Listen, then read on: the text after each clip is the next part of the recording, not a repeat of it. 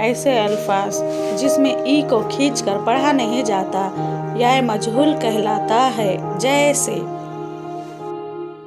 देर, बेर, शेर, शेर, जेर, जेल, रेल, मेल, खेल।